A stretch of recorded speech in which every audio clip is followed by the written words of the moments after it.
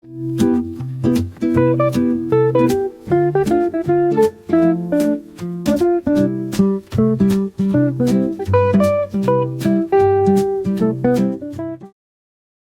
right, my name is Rich Schmidt. We're here with Junichi Fujita. It's July 15th, 2025, and we're at Juna Vineyard, McMinnville. Junichi, thank you so much for joining us today. Yeah, thank you for coming. First question, you know the first question. Yes, I do. Why wine? Why wine?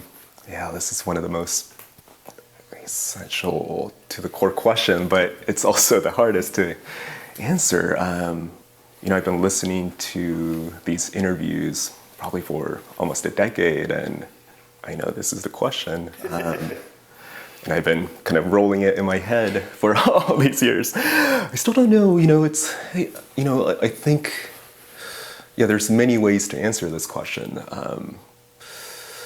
The answer I had 10 years ago, or when I first got into wine, that's different from how it is now. It's evolved. Yeah. And at the end, I feel like the most honest answer is not something I can really put into words. And I've been thinking lately about how to answer this. It's almost without putting words to it. I feel like anyone listening to this or watching this, would have some kind of experience with wine to be wanting to listen to a whole interview with an Oregon winemaker. You have to kind of be into wine or have just tasted that, how magical and special wine is. I got into wine for some reason, and we can get into that, the actual events that happened. But there have been these moments when I kind of woke up to just how just beautiful, special, sacred this is. And I think once I saw that, I feel like that is what led me. That was the seed, or that is, how I got to where I am now. So why wine? Yeah, it's in a way, all these things, one thing after another, causes and conditions. There's a very strange mystery to it. I look back, and somehow I got into wine.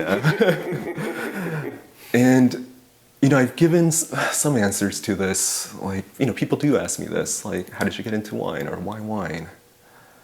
And it does in a way feel like in my past life, I was already like making wine, or I was a monk making wine, because wine has a long, long history. It's very possible. And then, I just somehow in this life, I just had to encounter wine.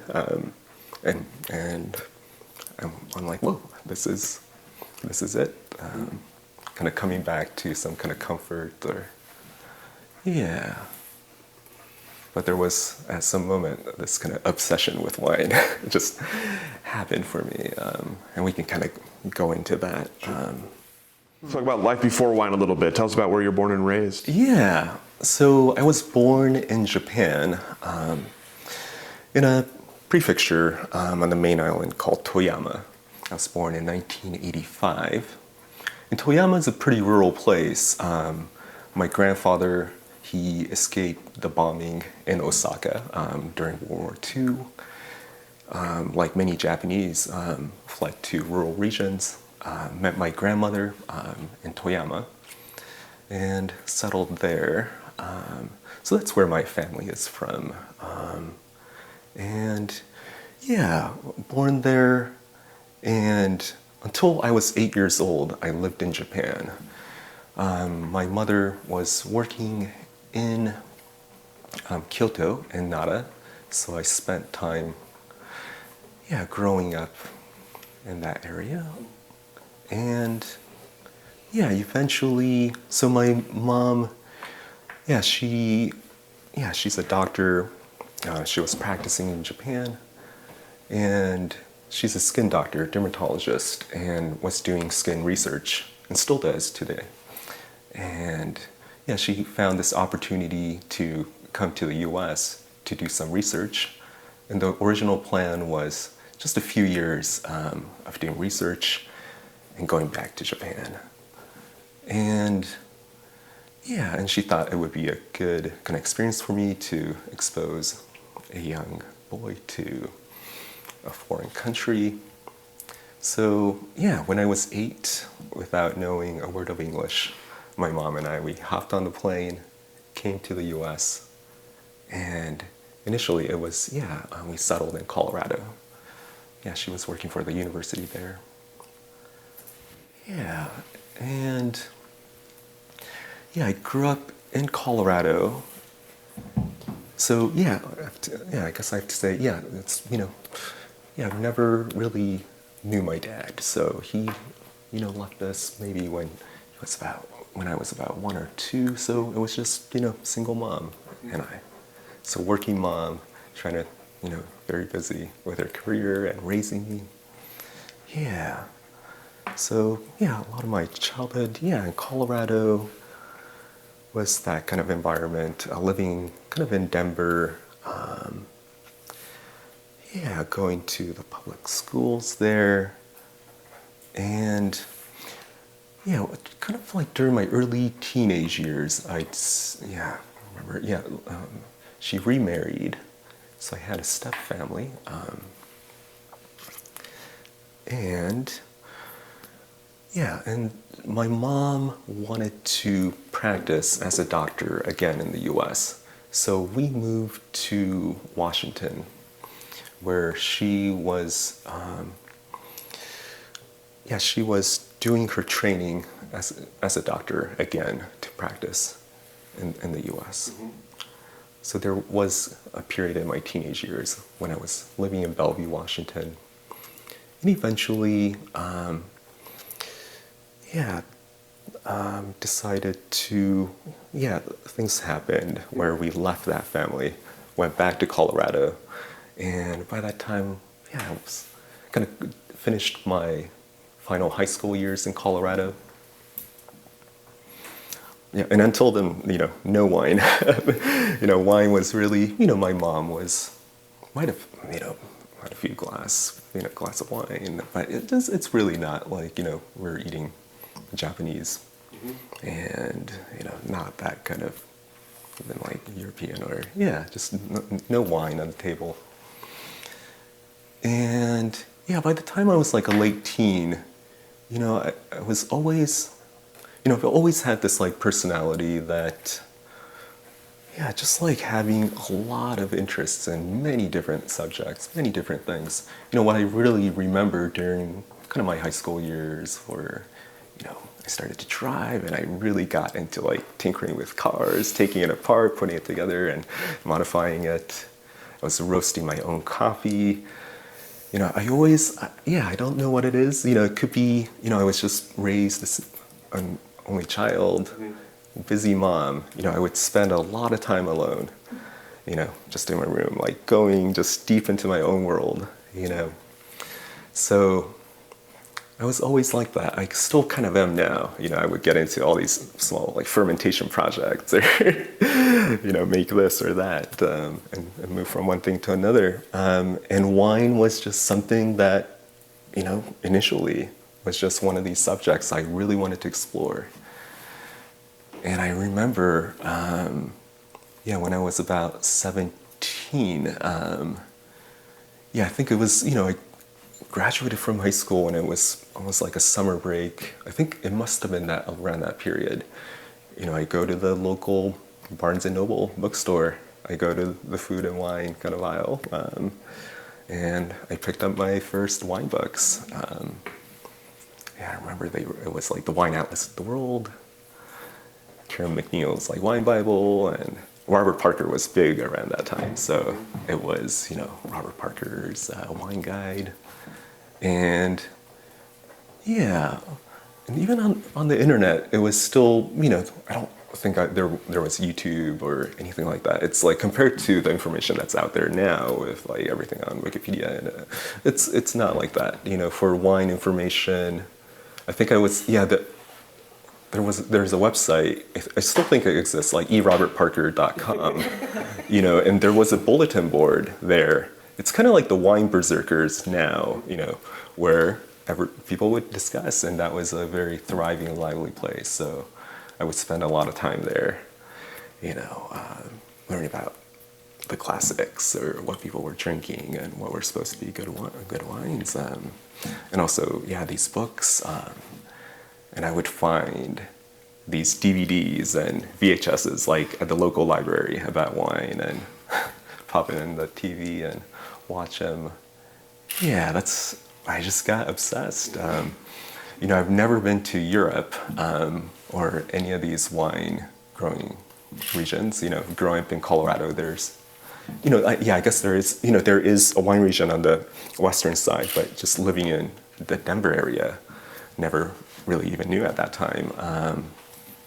And I was 17. So I would read these books, consume all this information. I was just so fascinated with the maps and this Europe and the history of it, and just so much to absorb and learn, and this whole thing about terroir and geology and climate, and so that kind of intellectual side has really kind of captured me. And over time, I actually wanted to taste wine. I opened the fridge, at home, and I remember, my mom did have this old bottle, that she'd just drink a little bit at a time, and I might sneak a little. It's kind of interesting. Yeah, so that was kind of my initial kind of exposure, and over time, so I would go to university. I went to University of Colorado. Wanted to stay kind of close to home, and majored in physics. That was another kind of subject. As a teen, I would watch Carl Sagan's Cosmos, and I would just be kind of blown away by just how mysterious the universe is and the way it's the science of it all. And I didn't know what I wanted to do as a career, but just entered. I thought physics would be a great, maybe a background for if I wanted to be an engineer or. And I'd come back home to see my mom for, over the weekend, and I would, I think slowly I would suggest to my mom that, this is a good, you could, I would start recommending her a little bit about wine, that you could do a little better than the wine that you get from the corner store. She saw my interest in wine, and that I was already kind of getting obsessed with it, knew a little bit about it. So I would just point her to some good bottles, so there would be more, just better wine at home, and I sneak a little taste. Eventually, she kind of understood that, okay, this is really more than just a small hobby. And she thought it was, maybe good to, instead of really being exposed to alcohol and all the things that come with it during the university years, to slowly maybe introduce it to me, at home. And I think, initially in the early years, a lot of it was, Australian wines were kind of big back then, affordable, kind of high scores. It's so different from, the wines I drink these days, but that's kind of what I remember, and having it over dinner with my mom, and even there would be some of these really great wines that kind of looking back and finding bottles of Burgundy and things, they were a lot easier. And I especially remember a bottle kind of looking back, this 1995 Prieur Roque, Clos de Corvée. This bottle of Burgundy, just so memorable during those years. A few wines like that, and then it was over these meals with my mom, and as kind of a, yeah, like teens or like, yeah, maybe like 18 or 20. Yeah, I felt like I really finally got to understand my mom, over those meals.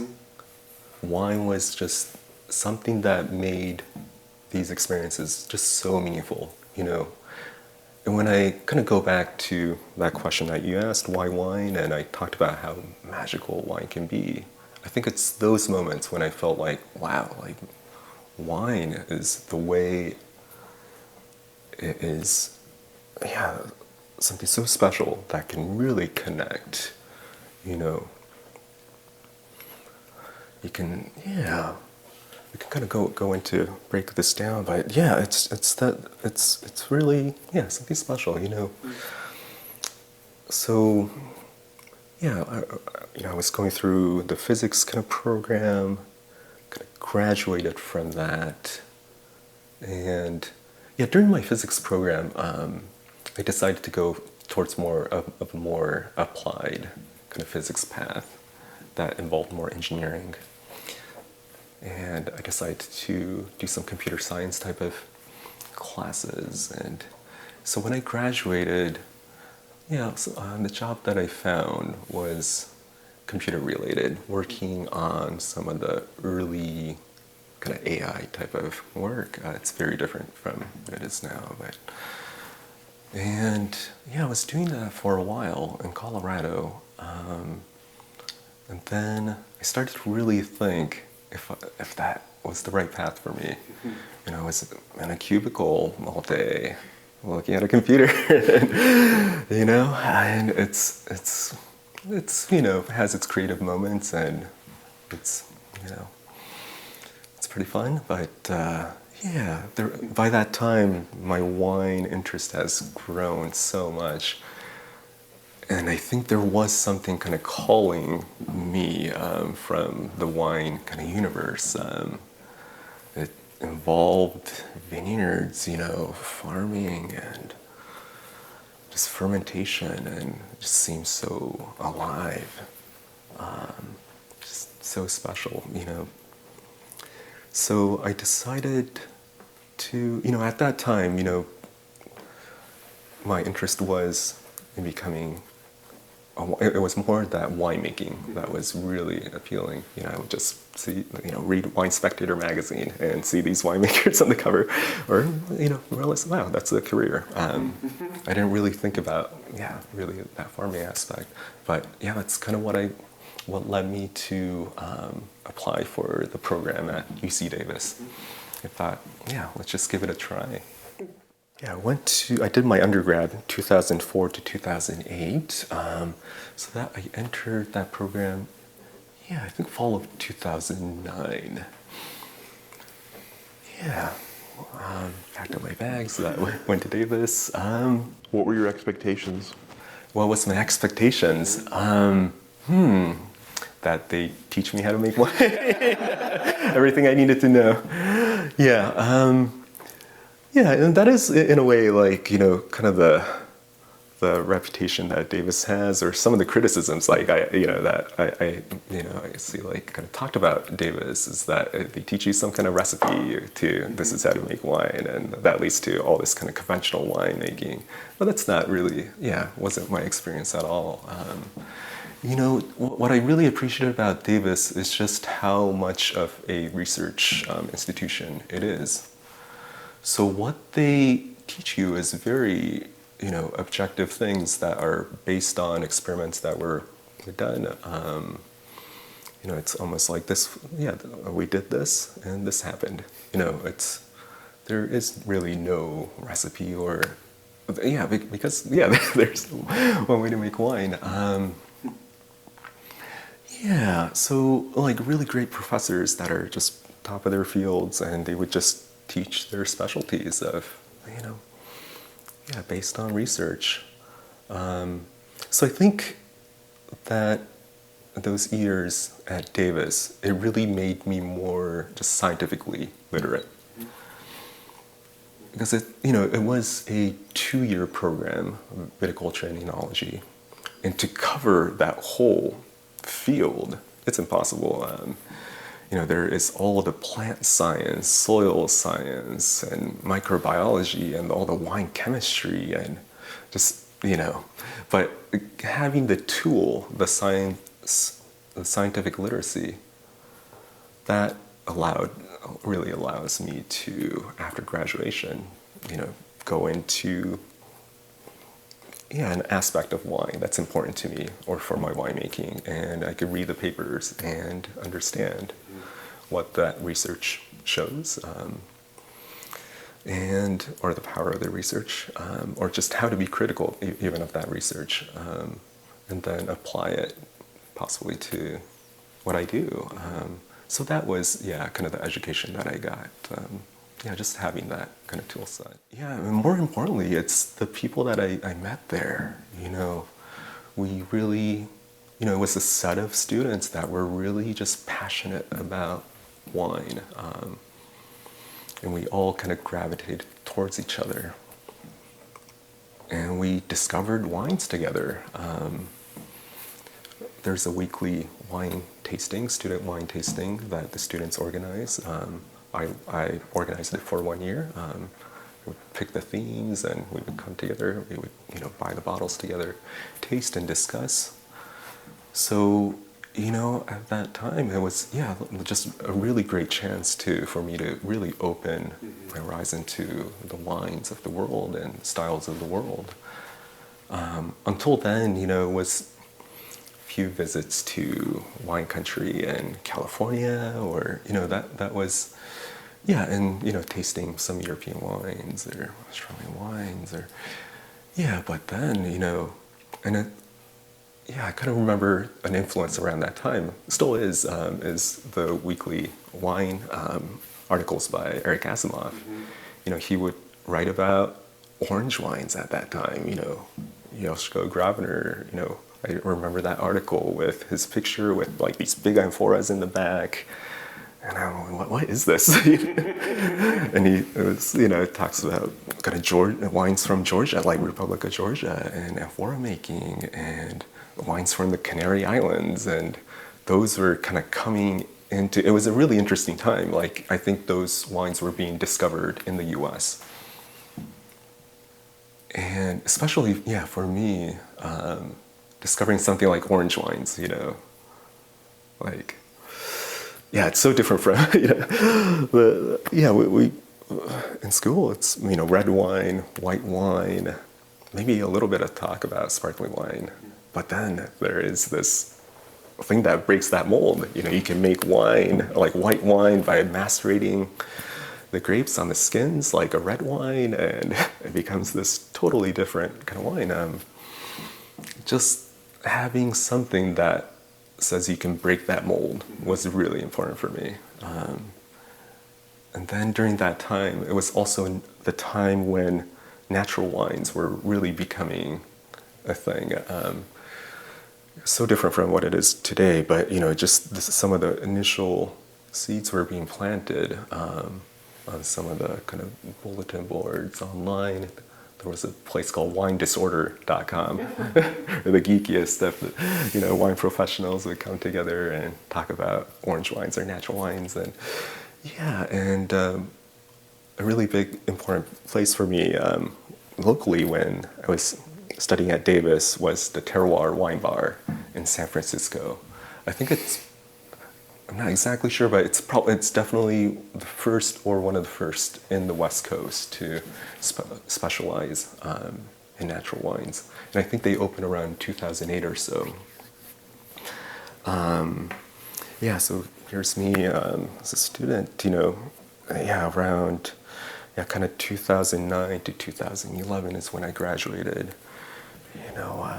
Studying at Davis, and drive to, as soon as I kind of discovered, a friend was working there, so I visited him at this bar, Terroir Wine Bar, and I go in, and I see the little chalkboard with all the wines, and I didn't recognize a single bottle. They're all from really small, producers, farmer winemakers, and I taste those wines and it really just, the flavors just completely floored me. It was a whole new spectrum of flavors and expression in wine that I never knew about. They were, naturally farmed and with low sulfur or no sulfur, and from places like the Jura and Loire. And yeah, so I completely just got so hooked. And then around that time, I think Alice Feiring's first book on wine, that was about natural wine, kind of came out. I think I definitely, Mondovino was a film that I watched probably even before Davis, but yeah, that was kind of on my mind. It was a documentary about the industrialization of wine, and and the film director Jonathan Nossiter, he wrote a book around that time called Liquid Memories. Influences like that. And then I picked up a book called The One Straw Revolution by a Japanese farmer, Masanobu Fukuoka. Very important book. It's the book that many have read that have kind of started natural farming in many, many places in the world. It's a very powerful, potent book that is one part, it's philosophy or the way it's a very almost Zen book, a Taoist book on how we need to work with nature and how we can build a new world through farming. And that planted something in me where, until then I was just interested in winemaking, as a career. And now I felt like I had this mission to, farm and farm well in a natural, healthy way and do my part. Those Davis years, really important. The students that I went to school with, there's people like Shant Gulian and Diego Roig. They have a brand called Le Lune Wines, now in California. Martha Stuman, she has her own brand. Dan Blakely, winemaker for Mathiasen. Sam Barron also makes wine for, Steve Mathiasen. Many people. Sonoe Hirabayashi, she has her own brand, Six Cloves. Victor Martinez, he has a natural wine shop in Portland, here. Meredith Bell, she has a brand, her own label here, Statera. We all studied together. And, but there's many, many, many almost lifelong kind of our friends that I still keep in touch with and are still so important to me. But something was just so special about these years when we all kind of discovered this together. We all kind of pushed together to each other to discover these new wines, and And what was also important, I feel like during those years, during the summer breaks, there was a student-organized trip to Europe. And I took advantage of that. It was maybe a group of, 10 of us or so. And it was, partly funded by the department. And that was kind of my first exposure to, really going to Europe and touring the regions. I think, the first year was through Alsace and Germany, through Mosel. And the second year, I think it was, we started in Beaujolais, went through the Rhone, southern France. We went into Italy, Alto Adige. Really, really memorable time. meeting the producers, and yeah, and by the time it got to like graduating from Davis, I was already a kid making like orange wines like in my garage, and really, yeah, I wanted to do something, but didn't know how. And one of the final, I think, semesters, I flew back to Colorado to see my mom. And during the time I spent at University of Colorado Boulder, I got to know the restaurant Frasca in Boulder. There's a great master sommelier there, Bobby Stuckey. I was just go in for dinner, and over the years, he got to kind of, know a little bit about, who I am, and knew I was going to Davis.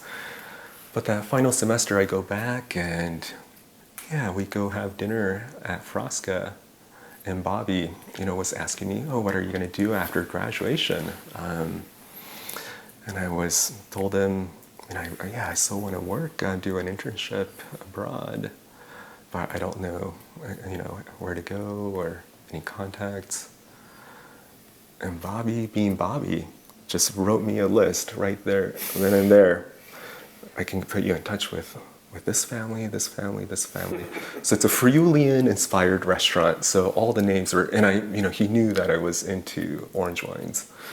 So he wrote me a list of all these great producers, Radikon, Grabner, and Vodopavich, and many, many, And I thought, wow, like Radikon would be amazing. And he told me, oh, Sasha Radikon, the son of the Radikon family, he's coming to do a winemaker dinner in a month. You gotta come. So it was like finals week, but I flew and to make it to this dinner, and I met Sasha Radikon, and I feel like Bobby, he's, of course, many people in the industry already kind of know him for, his amazing hospitality and skills. But to me, wow, like just that is like a true professional. I was just this kid, and like he took that time to really change my life, and did that for me. And that really kind of started my years of apprenticeships. And it was kind of the right time, right place in a way that, at that time, Stanko Radikon, so Sasha's father, who was making and farming the wine, he was going through cancer and chemotherapy. So they just happened to, need another hand during harvest. They've never had any outside help aside from the family. This is a very small producer in Eastern Friuli. So after graduating, I started in Friuli at Radikon with the harvest there. For about, kind of that 3 month kind of time with visa. It's all the kind of harvest work, from harvesting and fermenting and all the cleaning and everything. That was the first time. What was it like? That area is so unique in Italy. They are right on the border with Slovenia. Actually, the town that they're on, it's split in half between Italy and Slovenia. So throughout history, it's gone back and forth between, kind of this Austro-Hungarian Empire and, like Eastern Europe and, the rest of Italy. So it's this very interesting kind of mixture of languages and culture. So I think, that's, I feel like one of the reasons that something like orange wines kind of came about in that area, producer like Josko Grabner and Radikon, I think they revived the orange wine style around the same time. But it's, yeah, even the family names like Radicon, it's not a very typical, Italian name, And they of course speak Slovenian, and they will make something like goulash. And of course, pasta and many Italian things. But yeah, just a really fascinating, interesting, deep region. And of course, it's also, kind of this conflict zone where a lot of the battles happened. So there's kind of memory of that in the region that I really kind of felt that gets carried on. Yeah, the harvest there, we would, like half of our vineyard would be on the other side of like in Slovenia. So we would cross the border, harvest, and bring the grapes back, ferment it in the winery that's on the Italian side. Yeah, and just that family, Stanko, Radicon, and Sasha, Susanna, Sabina, yeah, Ivana, yeah, just the most loving people, and yeah, and I miss them so much. And so like, Stanko Radicon, he really, for you until, producers like him switched to making orange wines, they were really known for this very modern style of white winemaking and red winemaking too. But to go from that modernized, very stainless steel and with refrigeration and that type of white winemaking, very precise white winemaking, and then to change it to this orange wine style. Stanko Radicon's reason that he told me is that it's, it is how he remembers his grandfather making wine. And I think for Yoshiko Gravner, his neighbor, he took influence from the Republic of Georgia. So two different kind of paths, but they both kind of discovered this kind of method. And Stanko Radicon was, I think he had a sensitivity to sulfur. So he wanted to make wines without sulfur. And with white winemaking, it's a little more challenging than red winemaking to use no sulfur. It oxidizes very easily and flavors change a lot. And so macerating on the skin, pulling more tannins, building more structure, that was kind of the method that he really saw.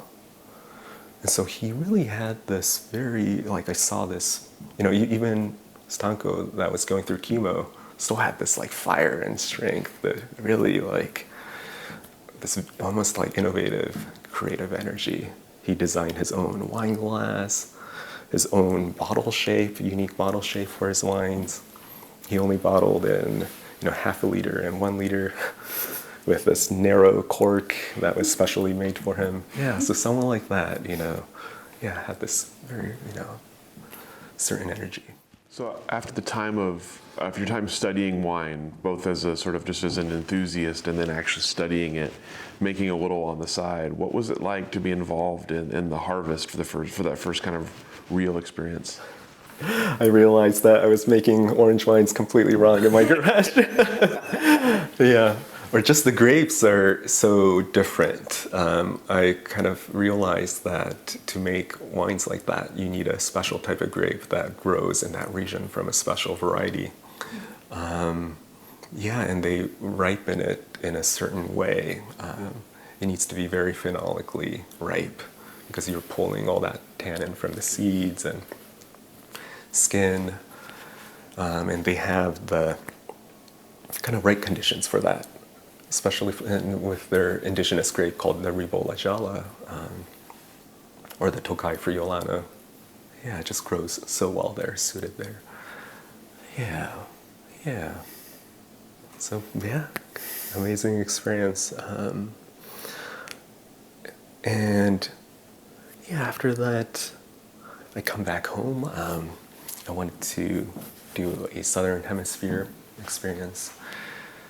So, at that time, I just started to, I think this would be kind of a repeating thing going forward, but for me, I just contacted all the producers, I almost wrote like a list of people that inspired me. And yeah, started to kind of write emails to them, asking for positions. I was never really looking at job listings or anything. Yeah, I just wanted to work for some of these heroes of mine. Yeah, the first place I went after freely was in Australia. Producer named Jamshed, winemaker Gary Mills. And he had a really interesting project making Syrah in the cool climate Yarra Valley, north of Melbourne. Yeah, around that area, a lot of kind of Pinots are made. Syrah or Shiraz, it's more famous in other parts of Australia where it's hotter. But he wanted to make this Rhone-inspired Syrah, and using a lot of whole clusters. I read about him and tasted his wines before, and and there was an interview where he was talking about being inspired by Jules Chauvet. This is a name that kind of kept coming up, and eventually would become a very big influence on me. But Jules Chauvet is a French winemaker that started is kind of credited with starting the natural wine movement almost 50 plus years ago. He was a producer in the Beaujolais. That kind of went against the industrial Beaujolais at that time, and developed certain styles to do that, and to make wines with low sulfur. I go to Australia and work at Jamshed. Really learned that kind of whole cluster winemaking. That was also another beautiful time. And I come back, and was going through kind of like, who would be the dream producer that I can work for? Now kind of like thinking about Northern Hemisphere. For me, Jura wines. Kind of looking back, I think I was wanting to understand different styles of winemaking, even within natural wines. Jura is this region that is, and of course, famous for this very oxidative white wine making Vin Jaune, and also, more traditional styles or less oxidative styles too now. But and here was someone, Pierre Auvernois and Emmanuel Houillon, in a small village called Poupian, making these absolutely gorgeous wines. During my Davis years at Terroir Wine Bar, I happened to just be lucky enough to, at that time, now it's impossible to find those wines, but I was still able to buy them. And I opened them with my wine friends from Davis, and it just left us speechless. It was so magical. Got so obsessed with the Jura over in my family. I just wrote this long, passionate email using Google Translate and many tools. Barely spoke any French, but they said, okay, you can come for harvest. There was not much instructions, but I just didn't even tell me like really when the harvest is starting. but I packed up my bags. I bought a book on the Jura and kind of knew when historically the harvest would be. So I guessed, bought a plane ticket, and I showed up at their door. I'm the kid. I wrote you that email, I remember. And it was a little before harvest, so it was actually great. We had some days to wait for the grapes to mature, so we went mushroom foraging, and Pierre taught me how to bake bread, and it was great. But I did that, and the harvest there. What can I say? It's a a lot of people feel like they have, their wines are so special, that there's some kind of special technique or magic that they do. But still to this day, I'm still not in that. It's still a mystery to me. Yeah. What makes? It's just Pierre and his family, the Uyon family. Yeah, it's over time. Like I really just discovered that it is my mentors. It's like the energy that they carry, how they live their life, how they are. That's really what I keep taking away from these experiences. More than some kind of technique. I do know what I saw and did and experienced, and I kind of think back to it. But the essence of those wines, and especially that village of Pupian. So just with my whole body, just experiencing the air of that village, the life there. The sleepy, a very small village. Pupian is maybe 250 people type village. Where farming grapes and making wines, and this family's way of winemaking. I think that's really kind of what I started to take away. And every time I would come back to the U.S., it's just so different. It's not this small scale vineyard-owned family winemaking. So I think, these seeds were starting to be planted. And I come back, so Southern Hemisphere. I wanted to go to New Zealand and work for a producer named Mike Weersing at Pyramid Valley Vineyards. Somehow, Mike did become one of my really big inspirations.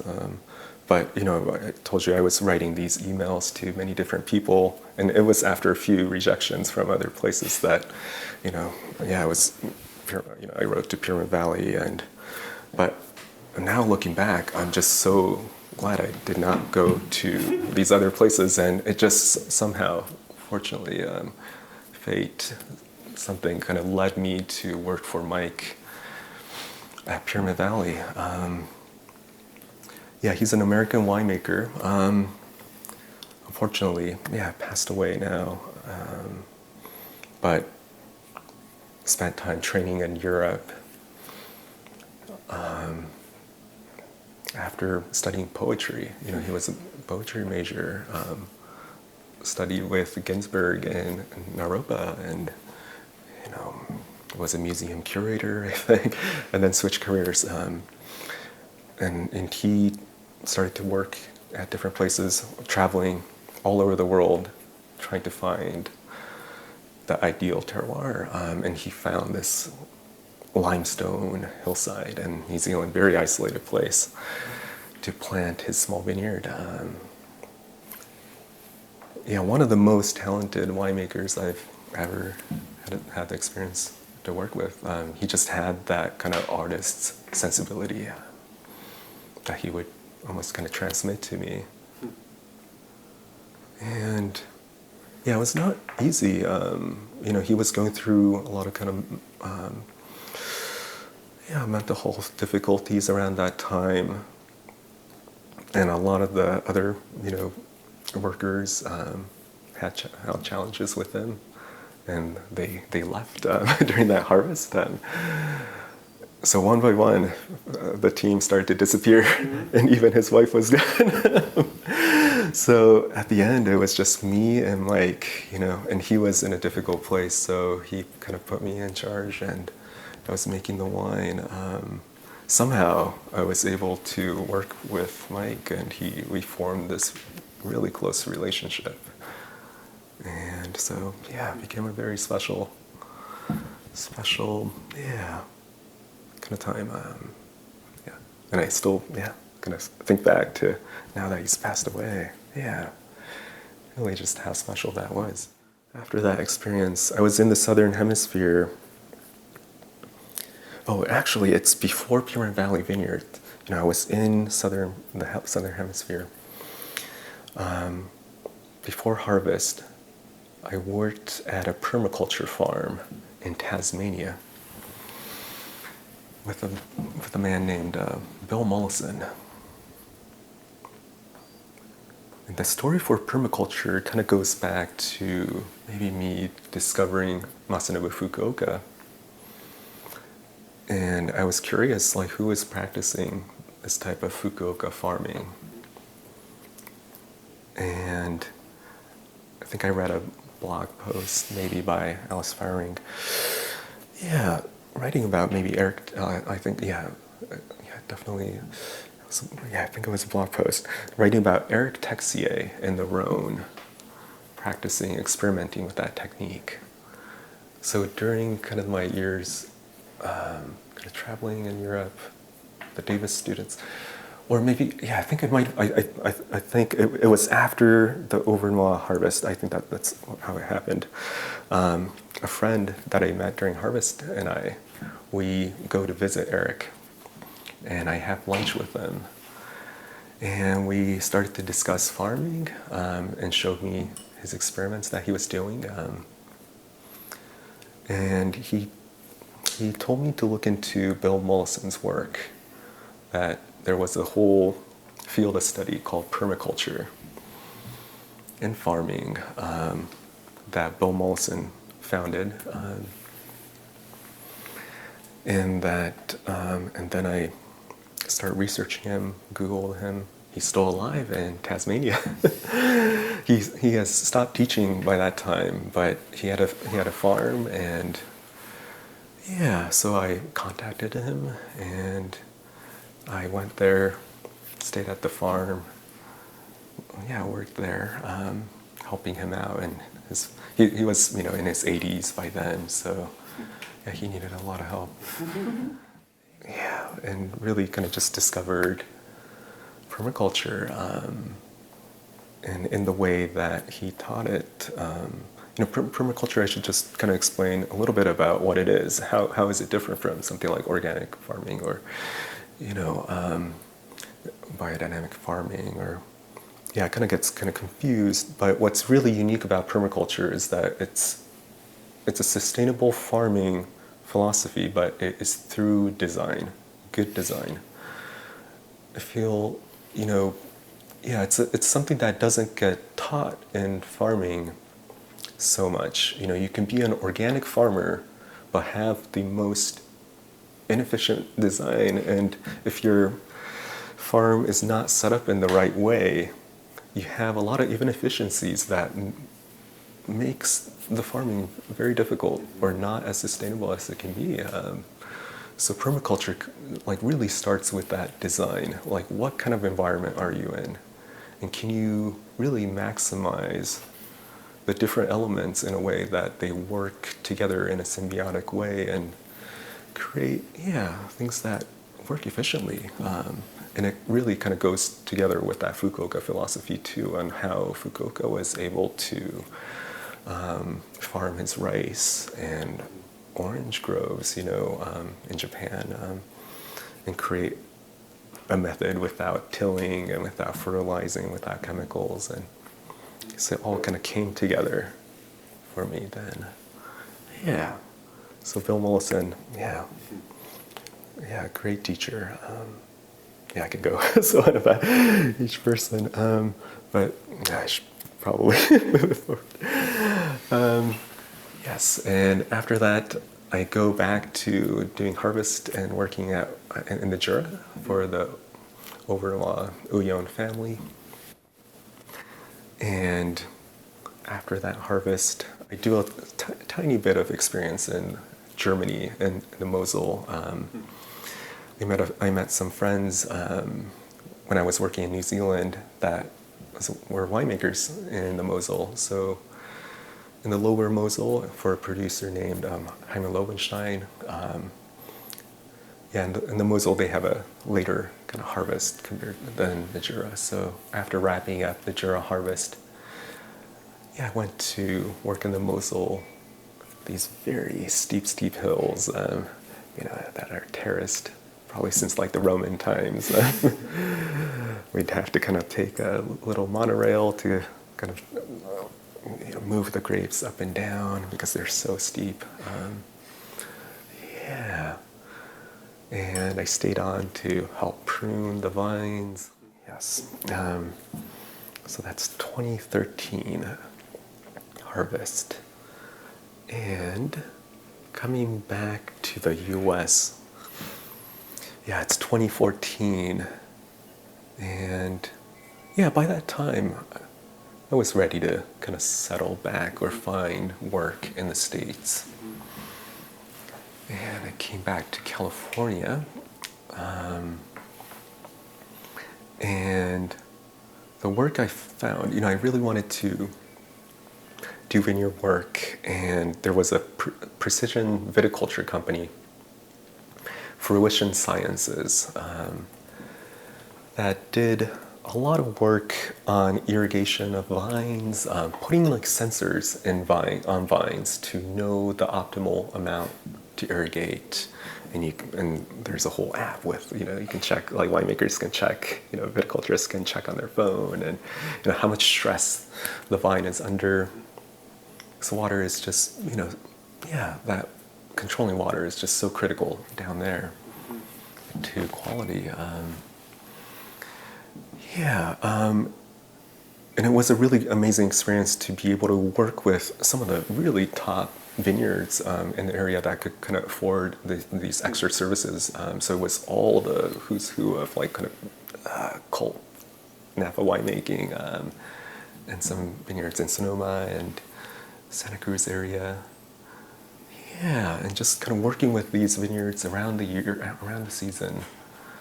But at the end, it was what really I started to question was how sustainable farming like that is in California. And it was already, a couple years into this multi-year drought.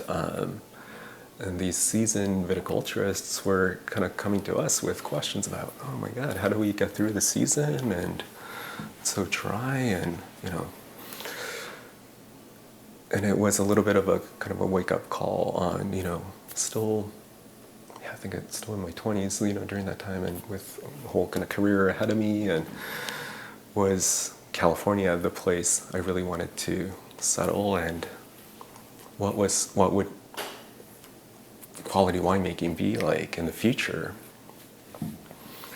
As things get warmer, I'm reading these IPCC reports about, what weather, like climate, temperature, projections over the next decades.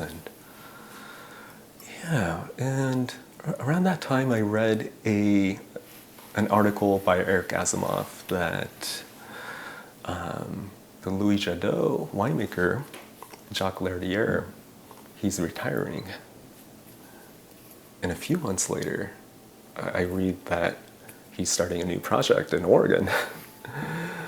And I thought that's interesting. Jacques' name has come up in my life. By that time, he was one of the few living people left that worked with Jules Chauvet.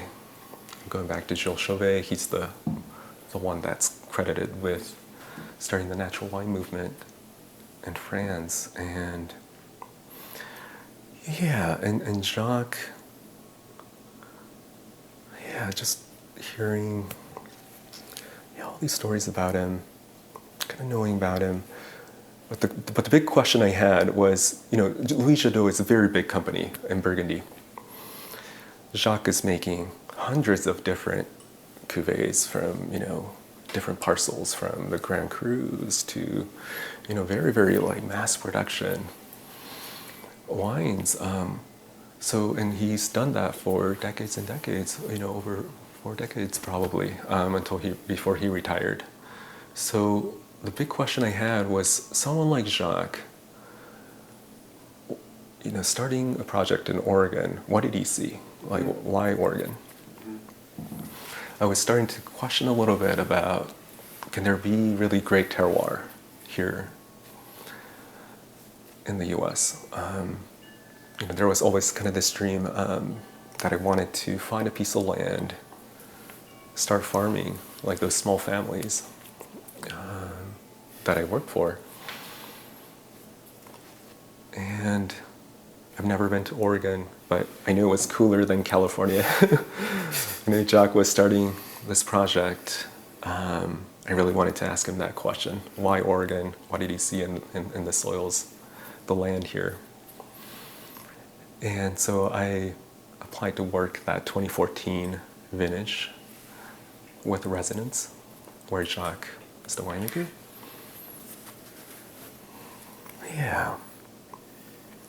And if you ever meet Jacques, I never really knew how incredibly unique he is, but he's someone that really feels life and wine in a very special way, and he has almost his whole unique language he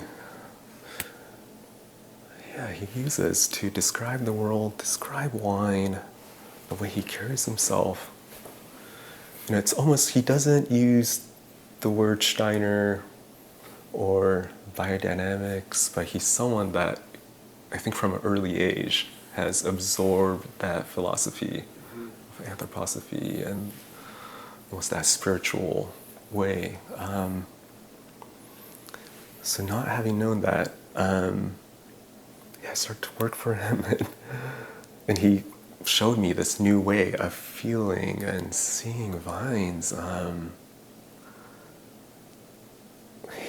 I got to ask him that question: why Oregon? Why did you choose this vineyard residence? Yeah, we're there at the residence vineyard.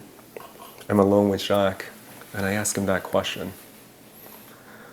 And the answer he had for me is that it's so obvious. Just look at the trees, feel the trees, feel the sky, feel this. This is the answer.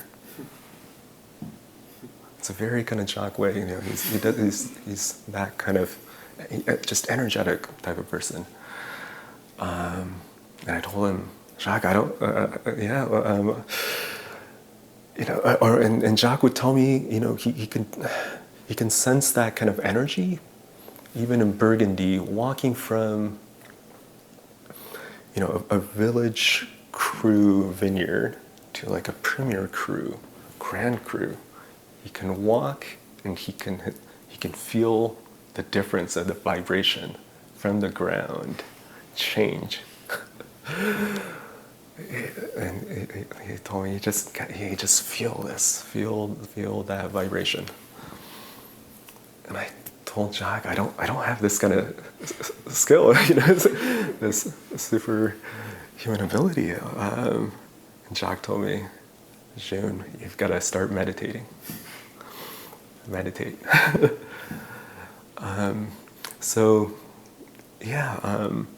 After harvest, Jacques goes back to France. And I wanted to start looking for land. So just like Jacques said, I tried to meditate. I started to, practice.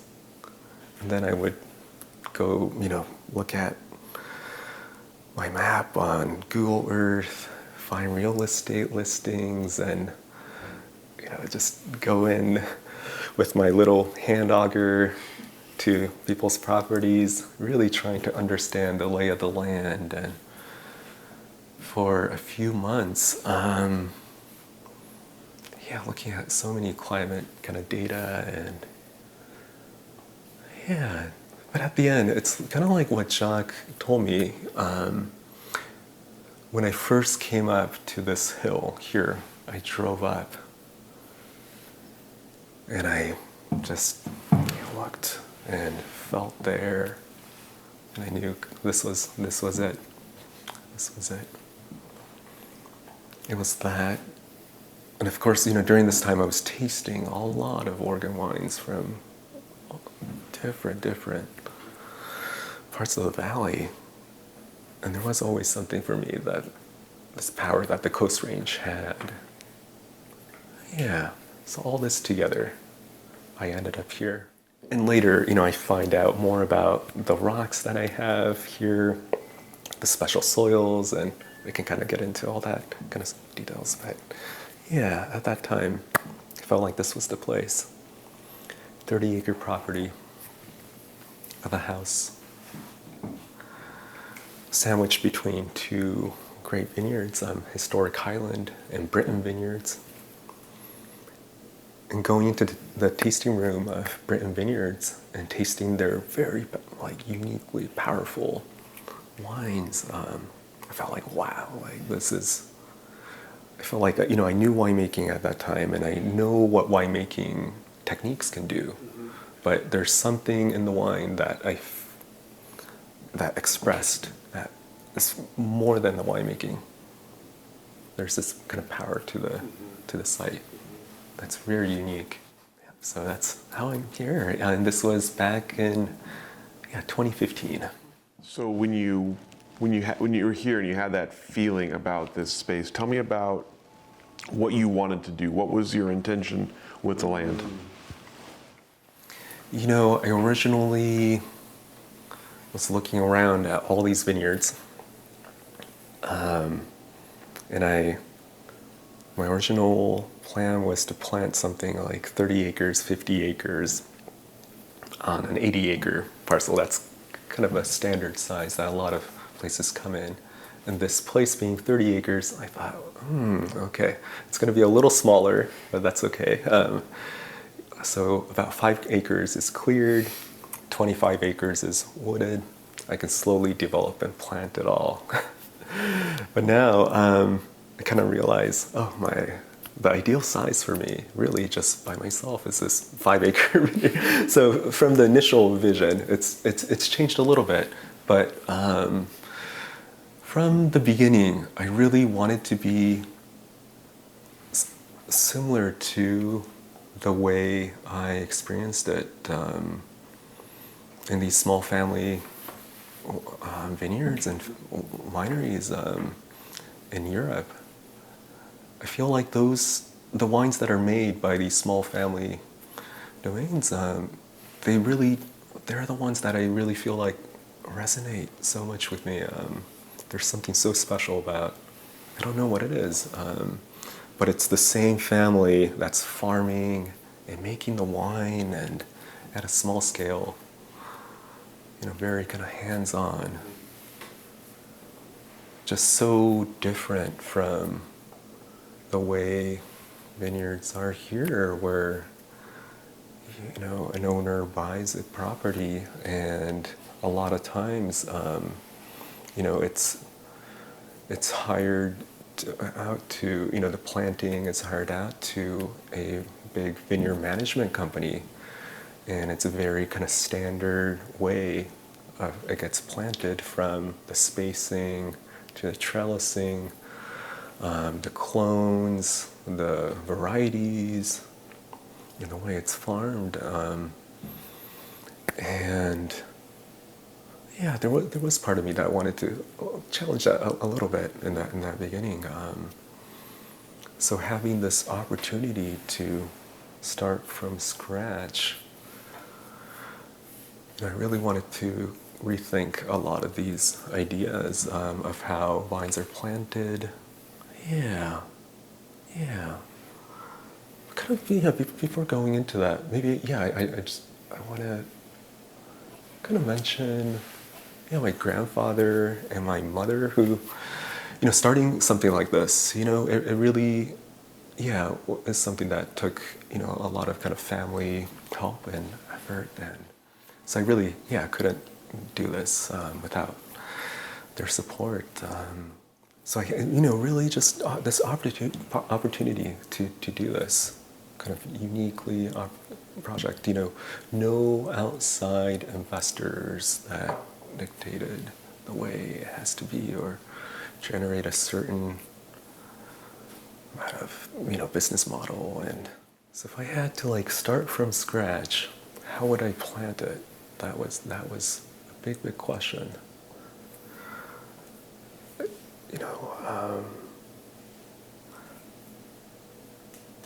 yeah, I'm always like, you know, I feel like I'm a product of this kind of generation that has access to, you know, just being lucky that I have access to something like Google Books in this period. Mm-hmm.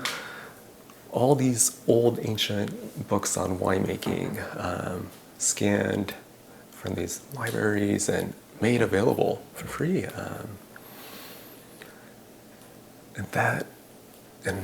Just many nights, years, kind of spent really learning in depth the history of winemaking, history of how things were grown.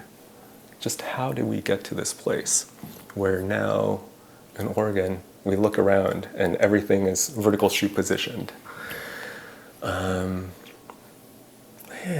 Just knowing how that came to be, even the rootstocks and phylloxera and how that came to be. Yeah, it's just so important, you know. Yeah, Google Books. Everyone study, study the books there. Take advantage of that. There's just so much to learn. And knowing a little bit about the history, you know, getting to know the Oregon wine history, you know, through their interviews and many ways, start to question whether the current way we plant is really the right way. I really feel like Oregon wines, the way we plant, it kind of formed out from us looking at Burgundy. And the same with how Californian vineyards have changed by looking at Bordeaux. You know, and the spacings have become tighter, vines have become lower, but we live in such a different climate. The degree days might be similar to these regions, but we have this very kind of Mediterranean climate where it is very dry, hot during the summertime, wet during the winter. And compare that to a place like Burgundy, you know, having 2 inches of rain every month for from January to December. Of course, disease pressure is very different, but the way we need to, you know, around that time, you know, or just recently, we've been having such hot, dry summers that I look at California, and many people are putting shade cloth on their vines to protect the grapes because the grapes are the vineyards are designed to maximize sunlight on the grapes. So when I see something like that, and then when I think about how grapes used to be planted, you know, very wide apart, and head trained to shade the clusters. I felt like I could try a new path, or why not? You know, I've always been a little bit experimental, you know, with my ideas about winemaking, and I've already kind of been on a mold breaking kind of path with orange wines, natural wines, you know, low sulfur, carbonic maceration, you know, many different ways. So that was one of the things that, kind of came up for me around that time when I was thinking about planting. Okay, so you have the space now, and you have some ideas about sort of challenging sort of the status quo on things. So tell me about getting started, and tell me about what your sort of long-term vision was as you set out. So this was, in 2015 fall. Around that time, I found this place. I was getting ready to plant in the fall of 2015. That's when the first vines went in. Also still wanted to keep learning. Still wanted to learn in the industry here. And yeah, I had the opportunity to meet Larry Stone and Toma. Toma and I, we became good friends by that time. And they were going to start Lingua Franca. Yeah, not too far, because those initial years were made in Amity at Coelho. So, yeah, it was just a really great time to work with Toma. Was one of my really great friends, and someone like Larry Stone with such a depth of experience and knowledge. And then Dominique Lafon, his white winemaking, I feel like really has changed the way Oregon, the whole industry makes white wine right now. Yeah, work with them and learn more about just Oregon vineyards and techniques, get inspired, and also start planting. Yeah, so it's that fall after harvest was when the first vines went in. How did you decide what to plant? Yeah. So by that time, thinking also, not just the trellising, but, I had to make the choice on the rootstock, to make the choice on variety, the clones, when making an order from the nursery. And I took the same kind of inspiration from the ancient books. How were vines planted in the past? Is there any wisdom there? And what's really interesting is that, you go to a place like, we can take inspiration from somewhere like Burgundy, visit the producers, and they will tell you, oh, we're doing it the same way that our grandfathers have been doing it. But actually, actually it's possible to find that, we have such kind of a memory of, it's hard to go back further than that. So I think it's very kind of generationally, we're always kind of looking to, oh, the grandfather did this, but that's about kind of the length of time our stories and memories kind of go, unless you kind of go back to these old books. And the history of wine, the written history of wine, goes back to kind of those ancient Roman times, and a lot written by someone like Pliny the Elder and someone like Cato, and left great, great books. So we know how they did it then. During the medieval period, those ancient Roman books were kind of the reference that they were using, so things like that. And in the 1700s, there's books by Burgundian monks. Very beautiful, interesting, great books. And in the 1800s, there were some nobilities or educated kind of doctors and people that were surveying and writing the accounts of how things were, enthusiasts, of that time. Yeah, kind of seeing that whole history. What I've really learned is that the concept of just a variety of grape that we have now, that is something that kind of came about with, more of the kind of modern amphilography, genetic science. In the past, they were just, black Burgundian grapes and white Burgundian grapes.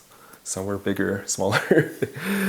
It was not such a detailed thing. They were a lot of times, just planted together in a mixed field blend. And this is throughout history, almost every region. It was not a separate block of, white and, red grapes. And it was, you go back long enough, it was, everything was fermented together, and there was no even concept of white and red wines. So what I want to say is, there is kind of this progression that happened throughout history, and even the winemaking style.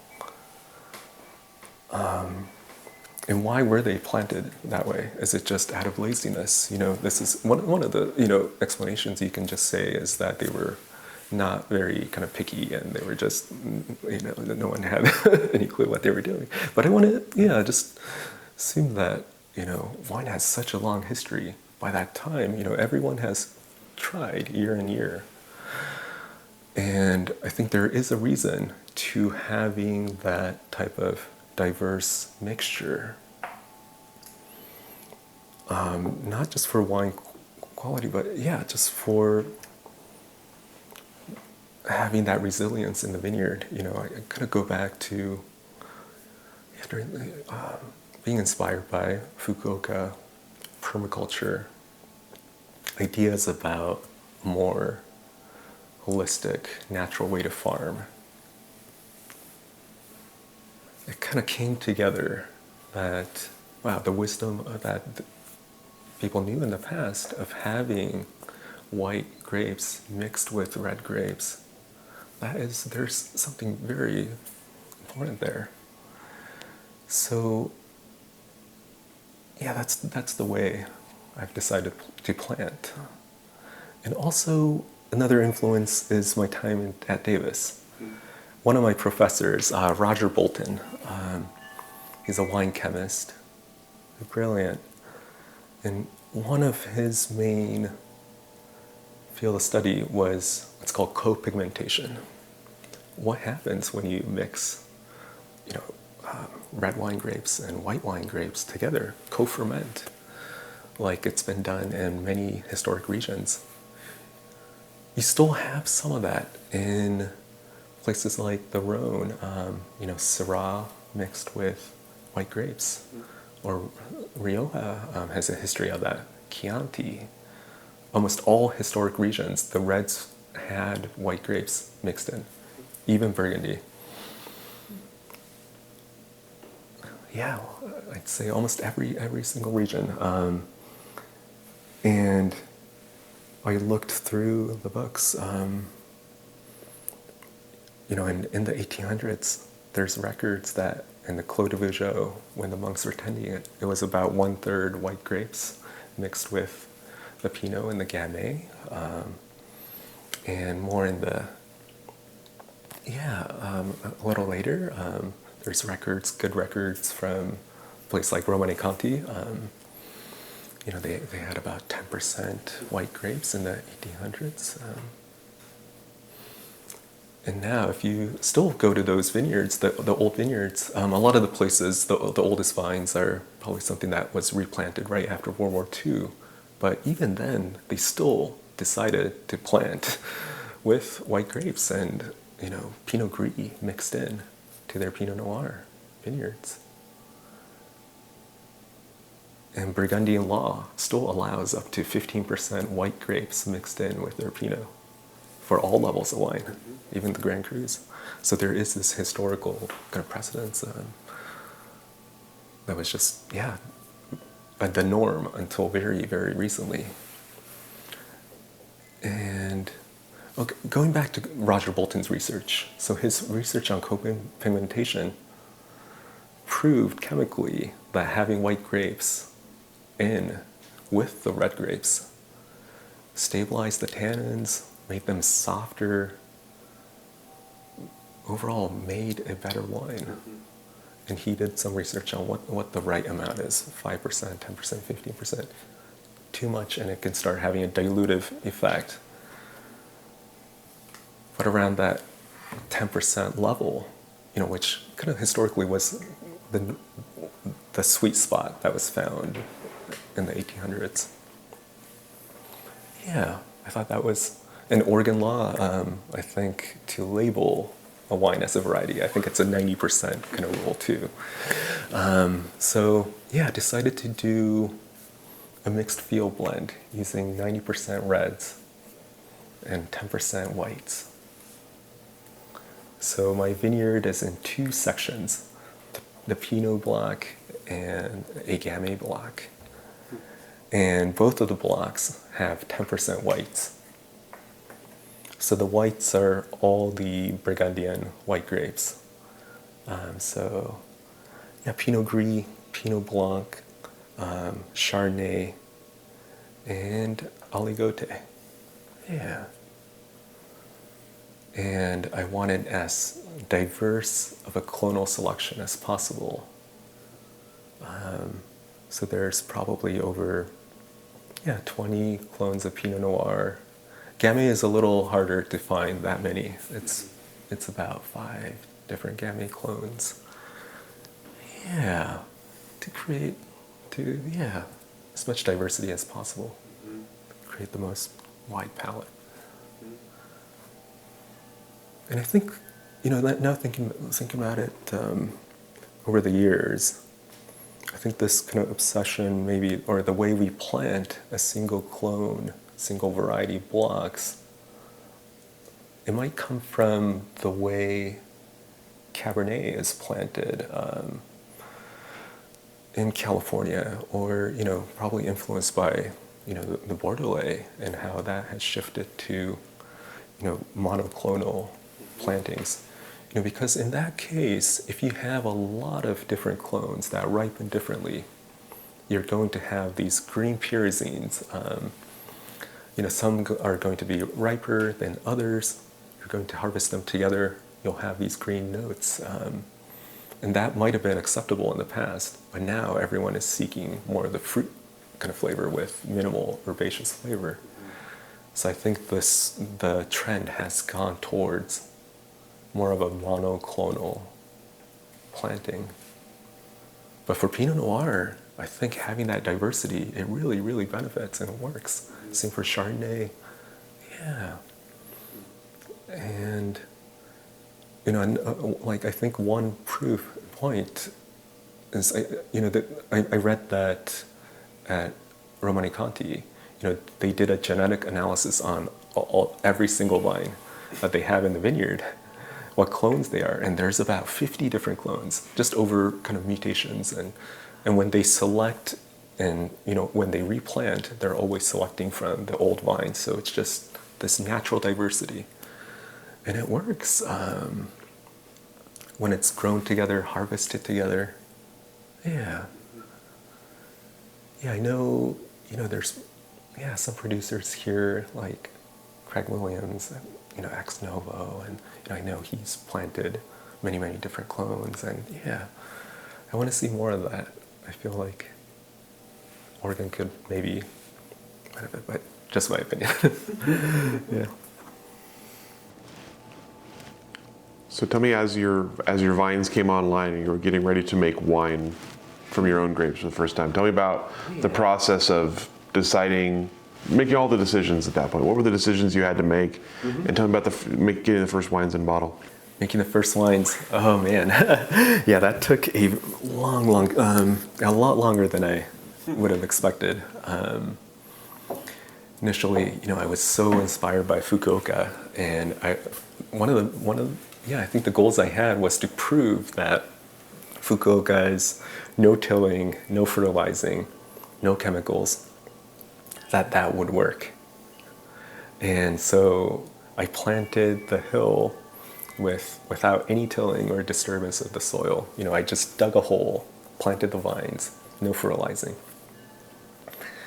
And in hindsight, that led to the vineyard taking a little longer to start producing. That's its own kind of struggle and journey that I can kind of get into. But I remember, so when I first came to the Oregon industry, and I was meeting different producers, one of the winemakers that came to visit me here was John Thomas. Very inspired by what he does, as one of the few in Oregon that really farm their vines themselves and make wine, at a small scale, with a cellar that he built. He has about 5 acres, similar size. So I had him over, and the memorable thing, that he told me is that it's going to take twice as long as you think it's going to take, and it's going to cost us twice as much as you think. And both ended up being so true. I can't believe how true. Of course, maybe I could. There was part of me that did not want to believe, but so wise, so wise. So planted in the fall of 2015 with this very kind of minimal approach. The first real barrel and vintage that I had from our vines was in 2022. Yeah. And this was after having to make a lot of just modifications to that very dogmatic kind of approach in the beginning. Yeah, a lot of lessons learned. Give us an example. Yeah. I think fertilizing, giving the vine some food. For me, it is really has been all these years, since 2015, has been a journey of me letting go of, these very preconceived ideas that are, all these books that I read, they inspired me to plant and do in a certain way. And I feel like they are the inspiration and gave me that energy to want to do it. But once I planted, I really had to face reality. And that is an amazing lesson that the vines do teach you, is that it's not really about your ideas and thoughts. It's a living plant, and just seeing the vines for what they need. Yeah, they are telling you, but it's so easy to not listen and think that you know more, or it's going to be this way.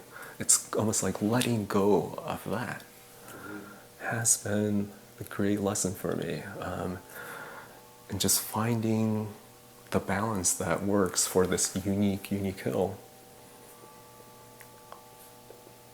I think that is maybe the ultimate natural farming, or where I want to go. Is it's so just easy to, I think everyone probably starts out as like an armchair farmer, and really but that's just the start. And it's a forever path to find that true balance, true understanding of what the vine really wants to express, what it needs. It's this whole teamwork of me and my vines. Yeah. So as you're getting your first fruit 2022, tell me about that. I guess sort of the feeling of that, and also of making the first wine. Like tell me about what you wanted out of the first wines. Right. So I was making smaller batches before. I was getting smaller kind of harvests. So going back to, let's see, even going back before, around like 2017 was when I started to make experimental batches here at home from purchased grapes. Not a commercial, size, but I wanted to really work with local grapes to really experiment and see what works, using kind of the toolbox of techniques that I've learned over the years. And so 17, it's also a year that I went for a month to Beaujolais to work for Jean-Louis Dutrève for the harvest. Came back, did harvest at a friend's vineyard in October, and made my little small experimental batch here. So that was kind of the start of the winemaking here. I created a little space at the side of my house. And so 2017, and in 2018, I got to purchase some grapes from my neighbor Robert Britton. I've always admired that site. So getting to work with yeah, we're on the same ridge. We share very similar soils. You know, getting to understand his grapes, having tasted the commercial versions of them, and then making the wines myself. That was a really eye-opening experience to really confirm for myself that it is not the technique, you know, it is that site. Because I don't know exactly what Robert does in the winemaking, you know, and my approach is very different, you know, no sulfur and whole cluster, and but the site expresses, shines through. And in 2019, I did the same. Yeah, 2019 was a year that, yeah, I had a small project making wine for a client. He wanted me to make some custom wine, so I did that kind of on the side, making wine at Keeler. And yeah, and in 2020, I thought it's, you know, I always set that year as maybe the first commercial year. Something about it, you know, the amount of experimenting and just seemed right. So in 2020, I started to get all my licenses to get our house spotted as a winery. And yeah, I had fruit contracts lined up from Britain and Morning Mist. Yeah, and also the year of the pandemic, very, very, very interesting year. And yeah, very memorable because it's the year that my wife and we got married, September 5th. Right before harvest season. And we were, yeah, we had our wedding at a friend's vineyard, Shelby Perkins' property at Perkins Harder. Beautiful place, but yeah, like the ceremony, you know, the sunset is just glowing. It's the most beautiful sunset. But it's radiating because it's like the first signs of smoke. The smoke was coming into the valley. Yeah, it was, and then a few days later, it was full-on smoke, harvesting grapes at Britain to try to make my first vintage in the smoke. You know, I've never experienced making wine in a smoke year. Did not know what to do, but was very optimistic. Harvested Britain, harvested our place, harvested at Morning Mist, did all the work, and yeah, at the end, you know, just was not something that I could release, and yeah, very challenging as a business. Yeah, the first initial, you know, yeah, you put all this capital in, all the work, and yeah, just had to kind of let it go. But it's also another lesson in letting go. Yeah, yeah, yeah. And so the following year, 2021, became our first initial true vintage. Yeah. Yeah. And then the 2022 was the first vintage for our grapes at Juna. Yeah. So tell me about your impressions of those wines and of starting to get them ready, commercially ready. Yeah. Obviously, you have a very unique approach to your wine label design and all of that. So tell me about all of that. You know, the approach that I have then, and still now, really is to let go of a lot of things that I feel like I've learned over the years. Same with letting go of how it has to be in the vineyard. The winemaking has been the same lesson. You know, I've experienced working at in all these different regions for all these different winemakers, teachers, they all have their techniques, very different. But they all make beautiful wines, brilliant wines.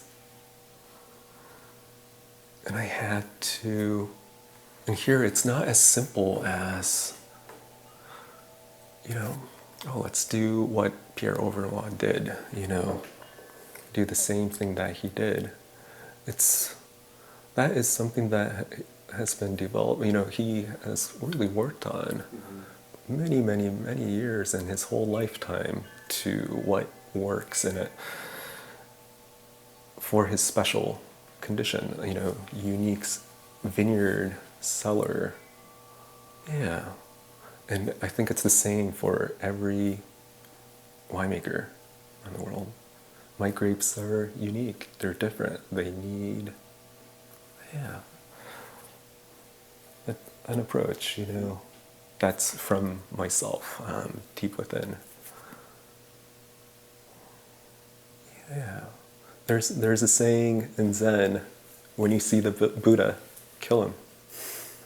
That phrase, can be interpreted in many ways, but in this way, that's kind of how I feel about. I had to kind of move on, and all the books too. Yeah, I'm ready to donate them all to Linfield. Yeah. It is so important, I feel like, for when you're starting out, I think it's important to learn them all. Know the whole history, know all the techniques, know all the style. Taste a lot of wines, taste everything. But at some point, I feel like it's important you've got to let all that go. Or else you're making just a pale imitation of Burgundy or wherever, or you're looking towards. Yeah, I think my goal, my dream is really it has to be here, Oregon, this hill. Tell me about your labels. My labels. This one here. This is our 2022 Sonomama Pinot Noir. Yeah, this is our Negos Pinot Noir that I make from purchased grapes. So in this case, this is Britain Vineyard and Morning Mist Vineyard.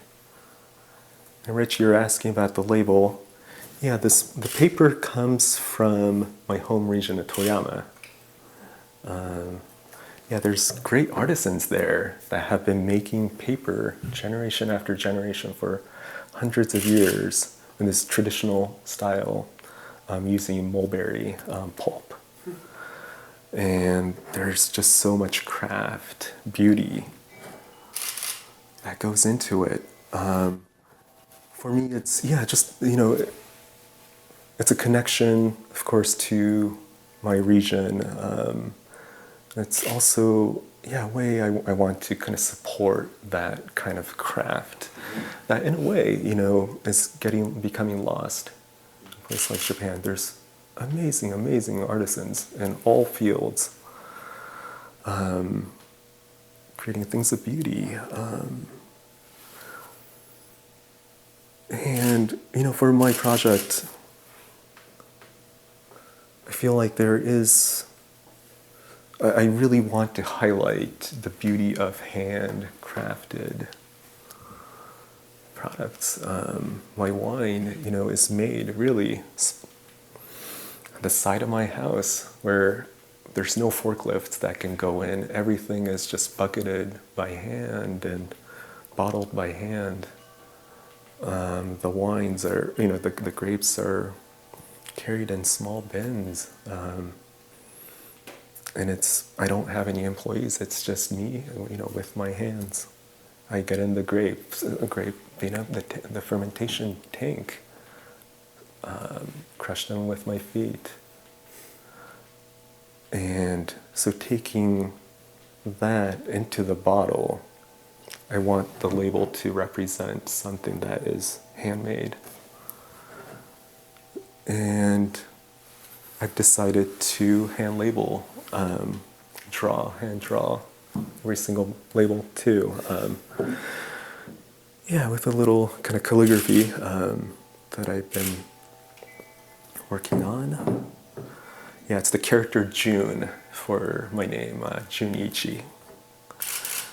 And yeah, it's the Chinese script, June, written in a calligraphy script. The left side represents a river. The right side represents a person. So it's something that I discovered about my name. I feel like, it represents someone by the stream, just witnessing, experiencing the flow of things, flow of life.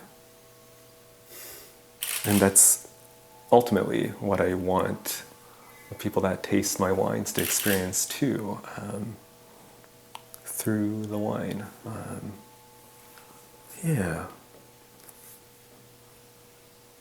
And I'm just trying to make something that is maximally, comes from me, my hand. So I've been trying to brand the corks by hand, and do a little wax on top. By hand, and it's a lot of work. But it's something I can only do at my scale. Because like these sheets, the labels, they come in sheets from Japan, and I tear them by hand, and do the calligraphy, glue them by hand, but I honestly believe like this is what the world needs. I just feel like everything is either becoming very industrialized, robotic and mechanized.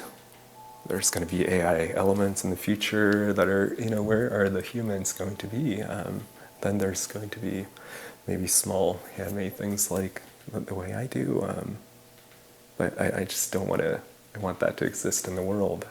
I feel like our souls need it. And I take a lot of, over the years, I've kind of formed a little analogy to, I feel like the pottery industry is maybe analogous. So, in the arts, I feel like it might be, like ceramics and pottery, that might be like the most similar to how I feel about wine. Because on one side, you can just go to Walmart or Kia and you can find, this mass industrialized plates and, bowls and a few dollars, and they serve a function. And on the other end is something of beauty crafted by hand. And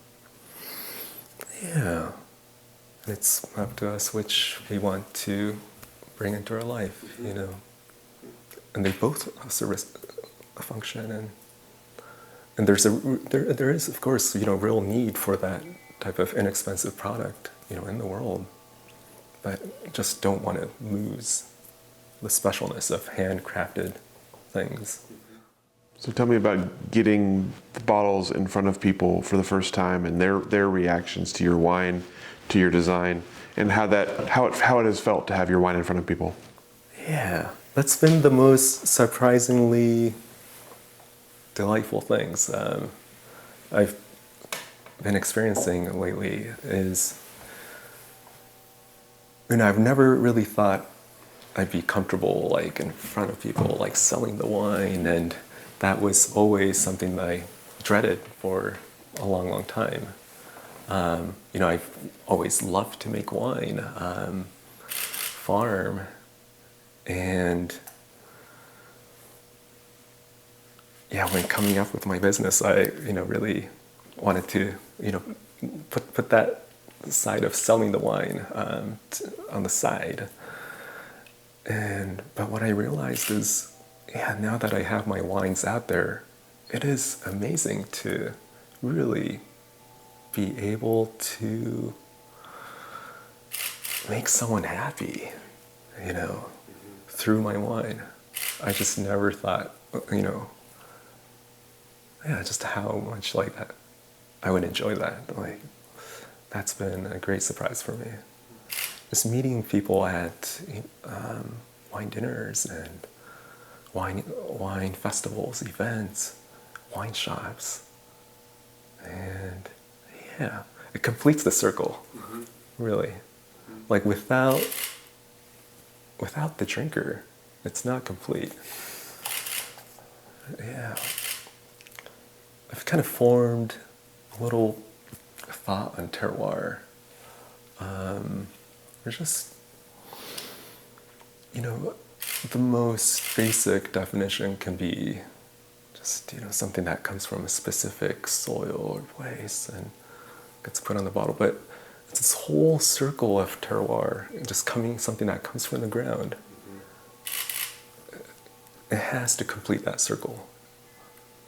It's that circle of that terroir. It's complete when it gets consumed, enjoyed, witnessed. Yeah. You mentioned Shelby earlier as a friend in the industry. Tell me about getting to know the Oregon wine industry and finding your people here, finding your family here. Yeah, Shelby, so special. Yeah, Shelby, and I feel like, I mentioned Toma, saw Alban Duboliu, Jess Miller, Isabel Newland, Ruben. Yeah, many people. I feel like there are some of us that, someone like, Shelby, Jess, Isabel. We're some of the few people that are really involved in the farming. And also making wine. Ruben has started to farm. So in that way, it's such a small group of us that we naturally just formed a bond that have become just so meaningful. Yeah, just having that kind of support, no matter how you try to look at it, you're never isolated. You're always part of a group, an industry, and we're all influencing each other. They're all forming me and informing me.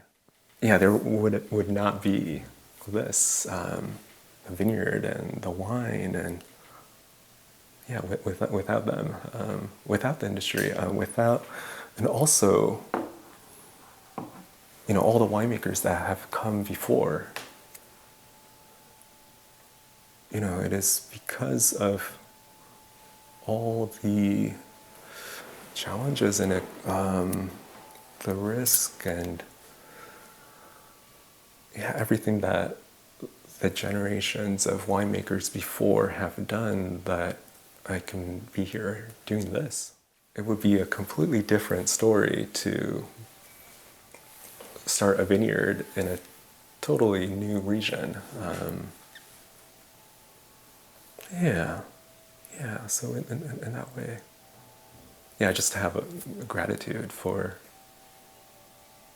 the industry.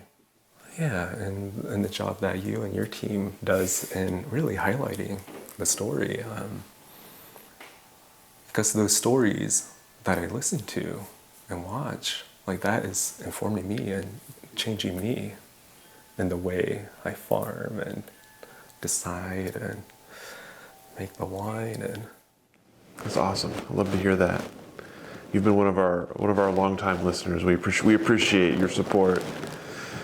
Tell me about the future a little bit for yourself. What are you looking ahead to as this project grows? What have you not done that you want to do? What will be a success for you? I feel like success. I feel satisfied now, you know. And I try not to, like these days, I try not to think too much about the future, you know, just take it step by step. I feel like I would be totally content making small scale wines here and putting them out for people that enjoy my wines. So whether, you know, I'm going to find some bigger audience and get written up about, become famous, and or not, or be obscure and unknown, and just doing my thing on the hill. Yeah, I'm satisfied. Yeah, now. And whatever the future brings, that's what the future will be. But I'm excited for, yeah, just new relationships I get to have through wine. In the industry here, just going deeper. Yeah, that's what I'm excited about. And we have a baby coming soon, our first child. So, yeah, finding a new way, a new life with that element. Yeah, incorporate it into the farming and wine. Yeah, that will be something exciting. Congratulations. It's really exciting. And you have a little farm worker coming along in a couple of years.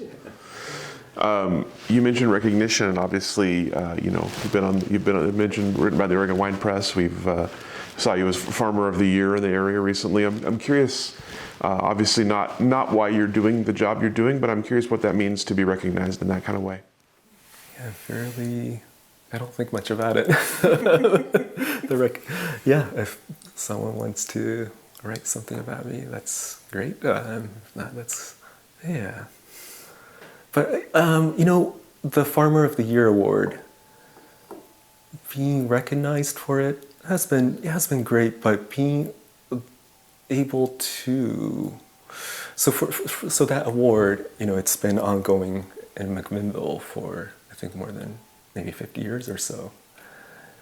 And it's the previous winners that can nominate the next year's winner.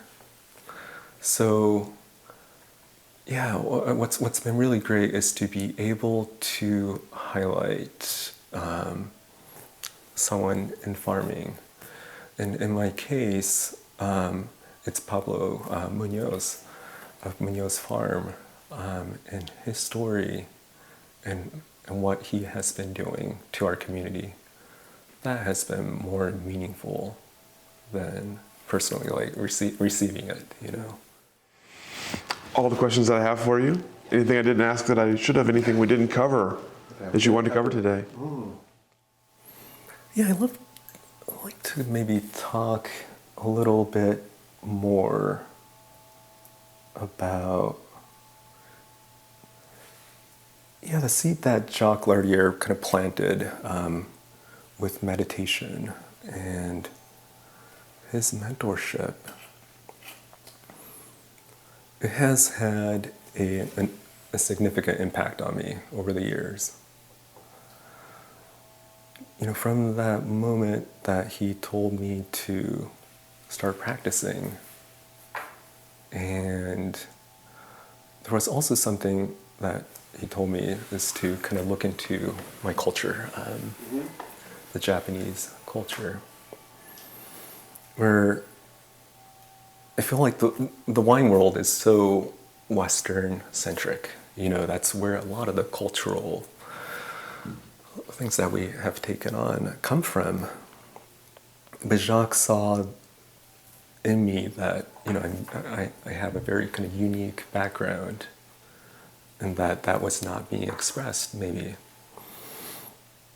and that could be something just, yeah, very uniquely special to. And so he told me to look into my Japanese culture, and that has been a great thing that he told me. You know, for me, I discovered Zen meditation,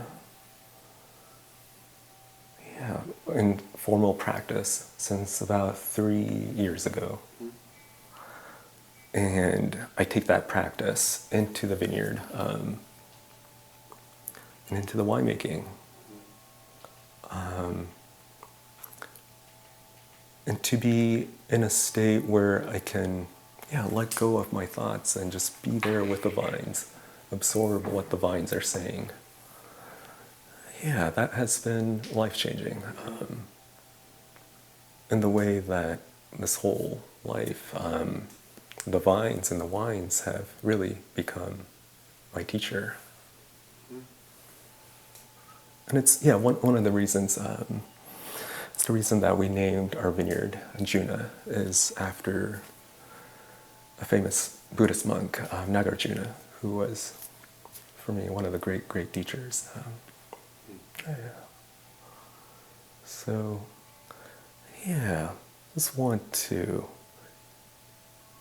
you know, for anyone listening or watching, you know, I know meditation and kind of spiritual practice is not for everyone, but yeah, just want to say that there's someone, yeah, who finds it meaningful in their life.